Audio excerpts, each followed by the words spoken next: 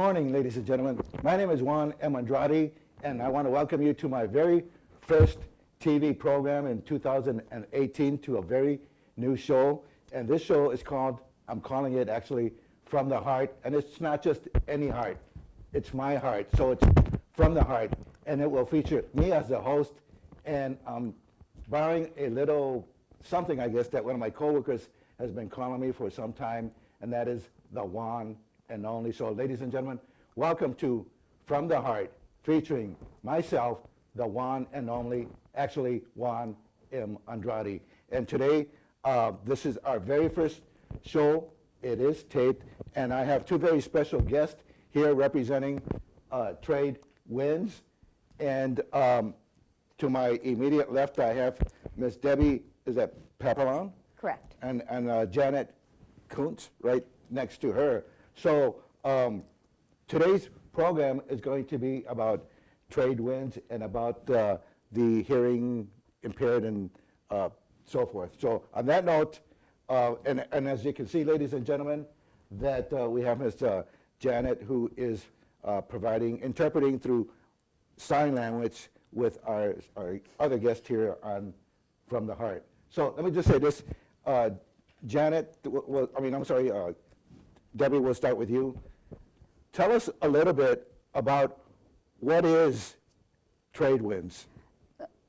Tradewinds is an agency in Lake County, in Maryville actually right now. We've been there for 4 years, and we've been providing services for individuals with intellectual disabilities for the last 50 years. Mm-hmm. This year, we're still celebrating 50 years of services. And we provide day services for individuals within the center. And we have a day service program for children, a daycare for children. We have a sign shop. And we also have a program that Janet and I are very much involved in, deaf services. And deaf services provides interpreting services for the deaf in Northwest Indiana. Janet is one of our deaf advocates who work for deaf services, and we as an agency have been providing services for 40 years, but the last 4 years we went under the umbrella of Tradewinds rehab services, and now we're a large program that continues to provide the services for Northwest Indiana for individuals who are hard of hearing and deaf. And Debbie, what do you do for Tradewinds as it relates to the deaf services program? We teach, Janet is indicating that we teach American Sign Language classes. We have levels 1 through 3, and we have children's sign language classes for individuals who are interested. They call the agency. These classes are just, you're just touching the surface of the language, American Sign Language, but it's a great way for high school, college students to learn American Sign Language and see if it's something that they're wanting to pursue for a career. Because we have, at Deaf Services, we have actively 30 freelance interpreters who work for us, and we're out in the community every day. You can find an interpreter somewhere in Northwest Indiana providing communication for individuals who are deaf.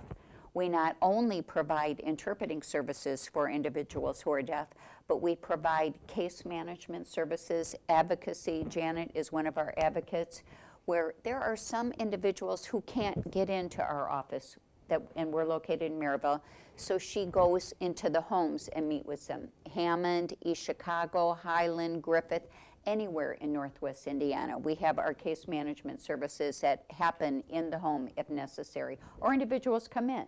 And again, like she said, the sign language classes.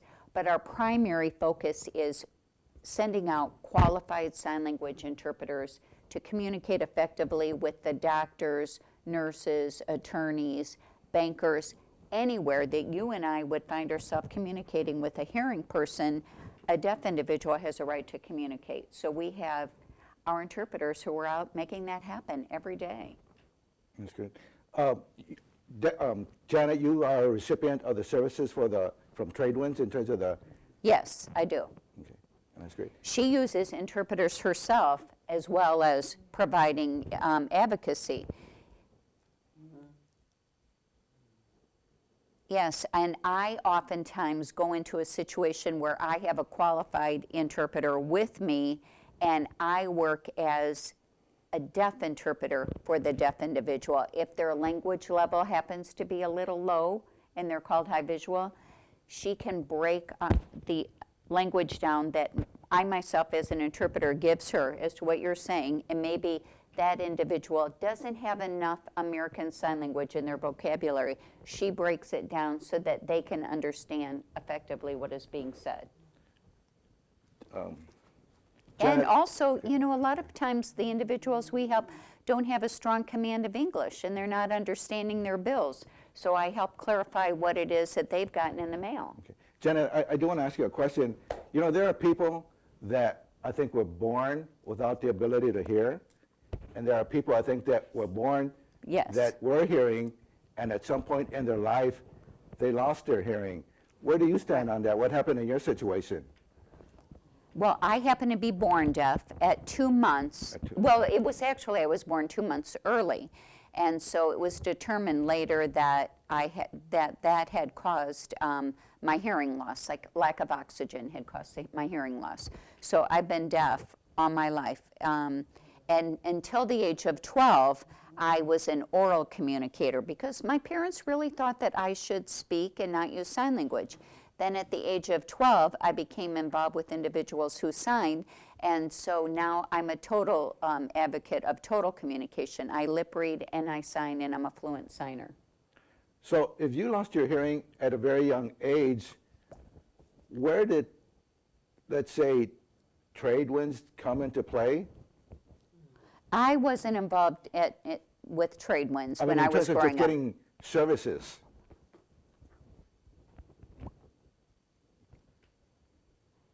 Well, the Deaf Services Program, the Deaf Services Program at Tradewinds helps me.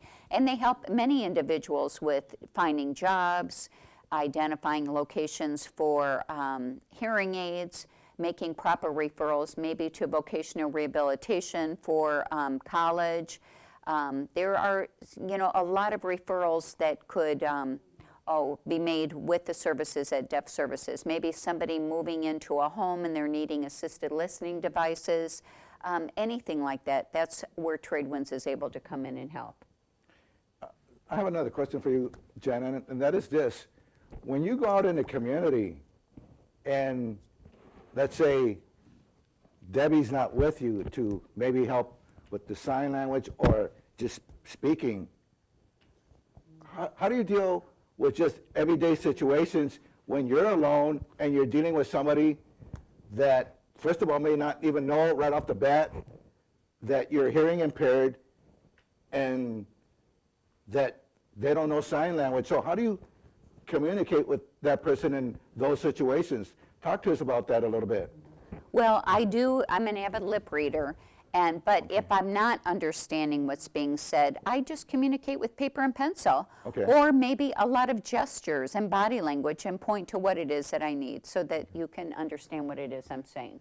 And you know what? This right now is a learning experience for myself, and I hope that this program with you, Janet and Debbie, will be a learning opportunity for each and every person that watches From the Heart, today being our very first program here. So it is a learning experience. That's great. That's just great.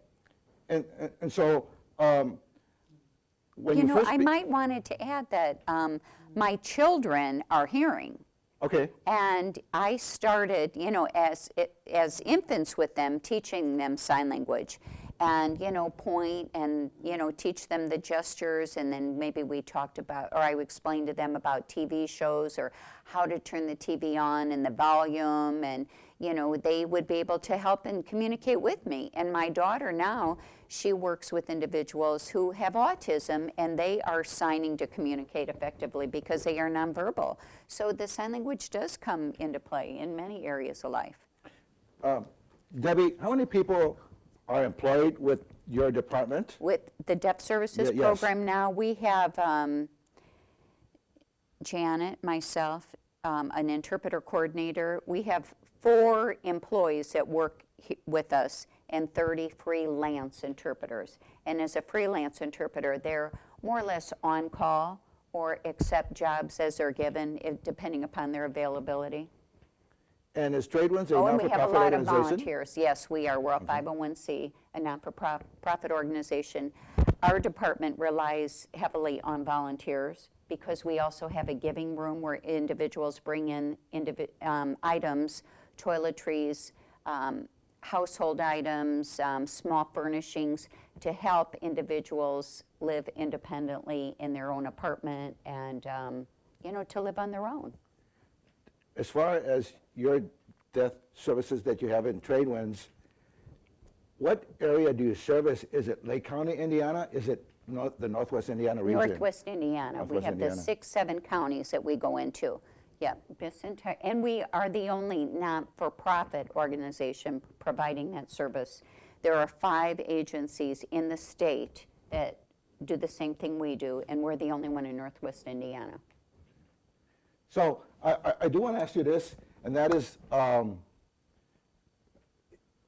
in terms of being hearing impaired within Northwest Indiana, is there a large number of people within Northwest Indiana that have hearing issues? Yes, there is a large number. The number has not really been determined because as individuals are getting older, they're losing their hearing, so there are a lot more hard of hearing individuals than those that have a profound hearing loss. We serve and have identified approximately 400 individuals who have a need. Regularly, we serve maybe 180 with interpreting services, but the problem and the biggest challenge in identifying individuals who are deaf is that they don't hear about us on the radio. If they have family members that they live with that don't know sign language, they have no way to learn about us. If they don't have a strong command of English, they may not be very well read. So it's hard for them to find out what services we have to offer. So we really depend a lot on the medical professionals to make referrals. Vocational rehabilitation makes referrals, and family members who hear about us, maybe in a situation like today, could possibly refer a friend or a family member and see if we can maybe be of some help to them. Okay. Either to... Yeah, I would say 20% of, I would say maybe 20% of individuals that we serve maybe didn't even go to school and get that proper education. So a lot of times they will come, find their way to deaf services so that we can share resources to them. Do you have any advice to the young people and the older people, for those people that have earbuds in their ears pretty much a lot of hours within the day, each and every day? What will that do to their hearing in the long run? Well, it really is a good question, but we've learned that that really destroys your hearing and that it causes hearing loss, especially if the volume is so loud. And technology today is changing so much that, there are hearing aids, but it doesn't give you full hearing. You still have a hearing loss with your hearing aids off. I mean, they may be an aid, but they're not curing the loss. And we'll be right back. Dear best friend, many people will say that if the world was going to end, they'd choose someone special to them to spend the rest of their days with. I think it's funny because I wouldn't really care at all if the world was ending. I think I'd want to spend the normal days, the boring days, and even the memorable days with you. Go to afsa.org for the American Foundation for Suicide Awareness. Welcome back. from the heart, not just any heart, my heart. And this is our very first show and very first taping. I do have some, like I said, very special guests today that we have an opportunity to speak to. And this is the second half of this very great show that we're providing for our viewing audience here in Northwest Indiana and beyond. So, Debbie and Janet, I have some more questions I'd like to ask you in reference to, let's say, sign language. Mm-hmm. And right now, in doing this show with both of you ladies here today, is an opportunity to learn, not only for myself, but for everyone that will have an opportunity to watch this program, because like I said, it's a different situation to try and speak to someone that cannot hear what you're saying. And so that is a challenge, I think, to some people, and it's an opportunity, like I said, to learn, and it's a learning opportunity for myself in doing this show right here and right now. But do you know anything about the history as it relates to sign language in terms of who created or founded sign language? Well, I believe Alexander Graham Bell had some experience or had some part of the language, and with Helen Keller, but I personally don't have all the history, but I do know American Sign Language today, as it has evolved, is a foreign language in high schools. It's a foreign language at LaPorte High School. It's a foreign language at Munster High School. The American Sign Language meets a foreign language requirement in many schools, and many individuals now are attending ITPs, which is an interpreter training program at area colleges. In this area, Columbia College has an interpreter training program, Goshen College, Bethel College, Wabanzi. In Sugar Grove, there are now interpreter training programs which train individuals to learn the language and then graduate, have an ITP degree, and work. And it's a wonderful career choice. It's growing. It's a young profession. It's just under 50 years, maybe not even 50 years have we had interpreters for the deaf. But it's a certified, a degreed program where you have a national certification to work, or you have an Indiana license to work. So it's a wonderful avenue for individuals for a profession. But the history, I apologize, I don't have the history. It's always growing. Signs are changing with trends. But you'll see interpreters at Purdue. You see interpreters at IU, at Ivy Tech. We send interpreters out all the time at the area colleges, high schools, and in the Gary school system. We have interpreters who are with their students every day, Monday through Friday, helping them get that education. Let me ask you something, too. Let's say, Janet, you're at home, something unfortunate happens, and you have to dial 911. How do you handle that situation? Or is there any particular technology or whatever to deal in those situations where you can't literally speak because you have an emergency and you're dialing 911? What happens then? Okay, I do have a video phone. Okay. And I have a screen, a monitor, and I call 911. Or maybe I use my video phone to call anyone, my doctor, order anything. Maybe I want to call you. There's an interpreter on the screen who signs everything that I'm signing to them, and they voice that to the person that I'm calling. So it's the same way that I would call 911. I can call you, just like any other hearing person could, and even on your cell phone. I can use my cell phone. I call anyone on my cell phone, or I text back and forth to hearing people. The communication is there. The wall for communication has been removed with all the technology.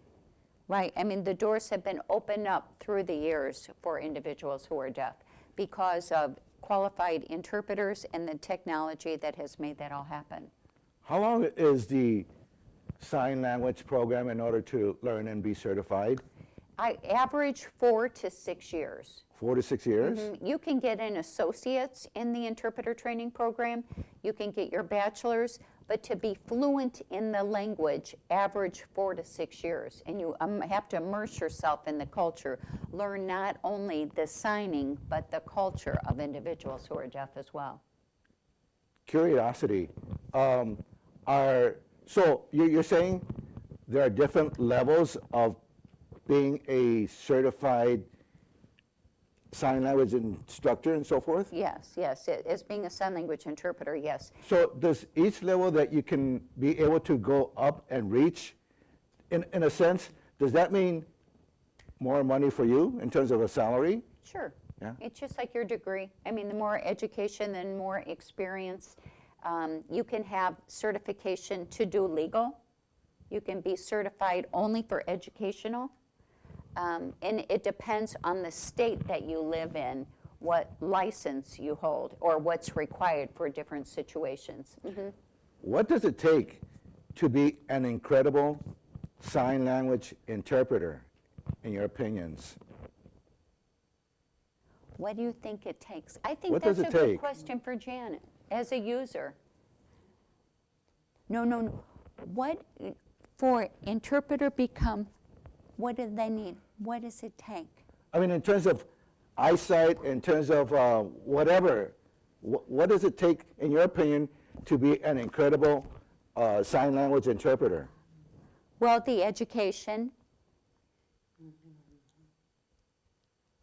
And yeah, once they learn the language, then, but because interpreter, and being able to socialize and mix with the deaf makes you better. And I believe the honesty that an individual has, the ability to socialize and mix with different cultures, and it does require a little bit of empathy, because I'm now signing for, or I'm voicing for Janet, and it's my responsibility to match her mood. And if I can't do that, I wouldn't be doing a very good job. So it takes a lot of experience, but the interpreters we have in this area have been phenomenal. And I wanted to ask you one, how do you know when a baby is crying or the doorbell's ringing? Because you hear the doorbell, you hear the baby crying. Right. See, but for me, what do you think? How do you think I would know if a baby was crying or a doorbell, somebody's at the door? How do you think I would know? How would I know? Well, I think in your case, you would actually have to see the baby. Because, you got these monitors in the baby's room, but of course you can't hear it. But they also have the video monitors, which might help. In terms of the doorbell, if they don't have anything now, I'm sure they could develop something to where someone rings the doorbell and then light goes on and off, and then you can tell. Exactly. A strobe light. And so there are monitors that flash to let you know that a baby is crying. There's different ones, some with a strobe light and then there's a very strong light and doorbells that flash, and a light that flashes to alert you to the baby crying. And now just recently, Friday, I learned that there's a baby monitor that you could put on your belt and it vibrates to let you know the baby's crying, or maybe one that you wear on your wrist. The technology has just soared and improved. So what about your doorbell that you can take from room to room? Yeah, I have a doorbell that flashes and I can just carry the monitor with me in any room, and I know if somebody's at the door. It's a strobe, and the light, then I know somebody's at the door. So not only one, you can take it with you from room. I can take it with me from room to room, and I know if somebody's at the door. Debbie, we're going to touch on this real quickly here. You did mention that, first of all, Tradewinds is a non-for-profit organization. Yes. Tradewinds is a 501c3, and you or Tradewinds has an event coming up. Can you tell us a little bit about that event? Well, we have celebrated our 50th anniversary, Tradewinds itself. Okay. But the program, the Deaf Services Program, is celebrating our 40th anniversary Okay. this year. We've been providing services for 40 years, and we will be hosting a big fundraiser on October 13th at Avalon in Maryville. And we're really excited about that because it, you know how they say it takes a village? You know, we've all, we're a close-knit community. Deaf individuals are close, and we're just really excited to be able to come together and celebrate our 40 years of services. And one thing, I just want to go back with the language when you asked about it.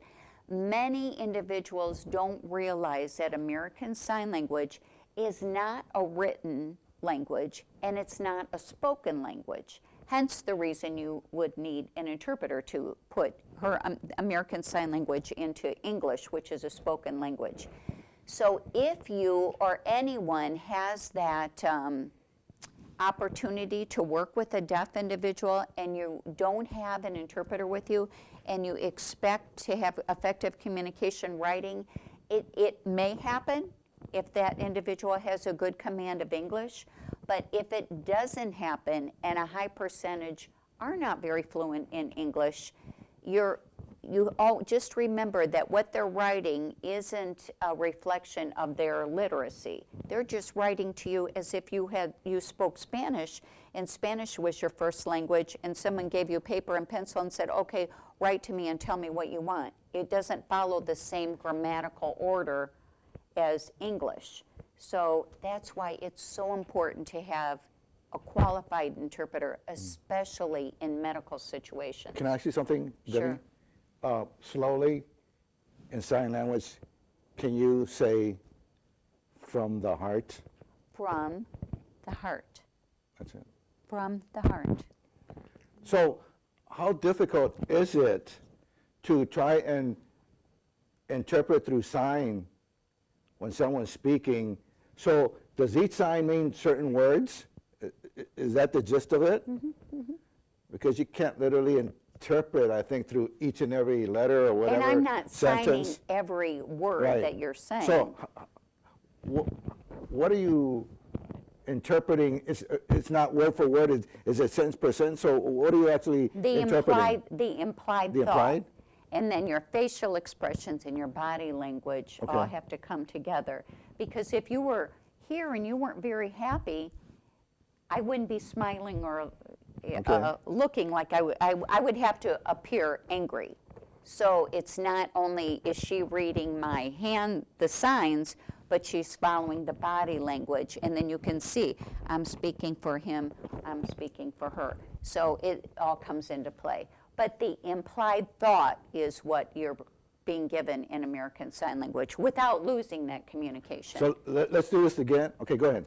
Yeah, I do teach American Sign Language classes, and I use English as an example and then put it into American Sign Language.